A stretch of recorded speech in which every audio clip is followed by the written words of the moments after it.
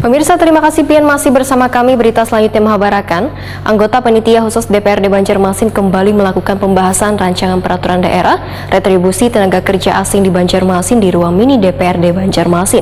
Dalam revisi ini hanya terjadi perubahan atau penyesuaian nilai retribusi yang ditarik sebagai pendapatan asli daerah. Kedepannya tenaga kerja asing yang begawi di Banjarmasin bakal dikenakan retribusi sebesar $100 setahun.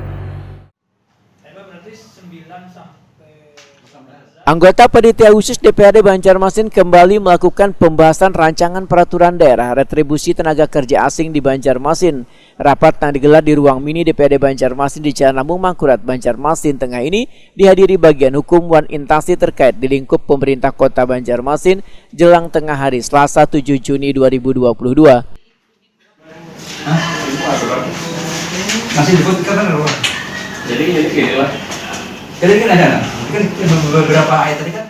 Ketua Pansus Raperda Retribusi Tenaga Kerja Asing Gusti Yasni Iqbal, Wahetakuni Prima TV memedahkan, Raperda Retribusi Tenaga Kerja Asing di Banjarmasin merupakan revisi dari Perda nomor 20 tahun 2016 tentang retribusi tenaga kerja asing. Dalam revisi ini hanya terjadi perubahan atau penyesuaian nilai retribusi yang ditarik sebagai pendapatan asli daerah. Kedepan tenaga kerja asing yang begawi di Banjarmasin bakal dikenakan retribusi sebesar $100 setahun. Politisi Partai Gerindra ini menegaskan, walaupun tenaga kerja asing yang begawi di Banjarmasin kada terlalu banyak atau sekitar 20 orang, namun Raperda ini nantinya sebagai upaya untuk melakukan pengawasan ketat terhadap tenaga kerja asing serta untuk melindungi tenaga kerja lokal. Bagi tenaga asing yang bekerja di Banjarmasin untuk jabatan tertentu, untuk waktu tertentu dikenakan tarif retribusi. Retribusi ini merupakan perizinan tertentu. Soalnya perizinan kan nol kan? Iya, Pak. Karena perizinan tertentu maka dia dipungut retribusi. Pas selama ini Pak perusahaan itu membayar. Bayar. Kan kita ini hanya pembaharuan perubahan. Dasar bujur ditarik. Ada perubahan dari Perda nomor 20 tahun 2016 kita rubah menjadi karena tidak sesuai lagi anunya. Istilah-istilahnya dulu kan retribusi tenaga kerja, sekarang ditambah retribusi perpanjangan pengesahan penggunaan tenaga kerja asing. Jadi penggunaan tenaga kerja bagi pemberi kerja yang ada di perusahaan di Banjarmasin yang menggunakan tenaga kerja asing dikenakan retribusi.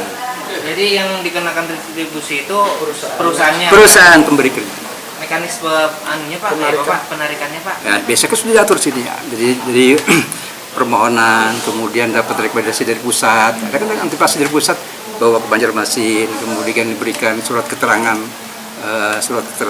pengenaan retribusi, kemudian diteliti, dimawasi, kemudian dikasihkan surat setoran. Udah cukup lah. Sementara itu, Kabak Hukum Setdako Banjarmasin Jepri Pransa menyatakan besaran retribusi untuk tenaga kerja asing ini nantinya akan disesuaikan lantaran sifatnya hanya harmonisasi untuk mendapatkan pendapatan asli daerah dari kontribusi jasa tertentu. Jadi ini kan golongan retribusinya golongan retribusi perizinan tertentu. Retribusi ada 3 lah, ada jasa usaha, ada jasa umum, ada perizinan tertentu. Kalau jasa usaha itu memang retribusinya ditujukan kita mencari keuntungan. Kalau jasa umum digunakan lagi untuk kepentingan umum. Kalau perizinan tertentu, izin itu sebetulnya tidak boleh ada pungutan gratis kecuali yang masuk di perizinan tertentu. Nah ini yang salah satu yang masuk. Kenapa itu dipungut? Itu untuk mengganti biaya pengawasan, biaya administrasi kalau ada kebutuhan yang harus dilakukan, pembinaan dan lain-lain.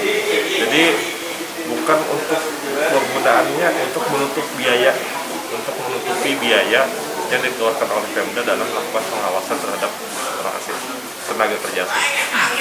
$100 itu per tahun Pak?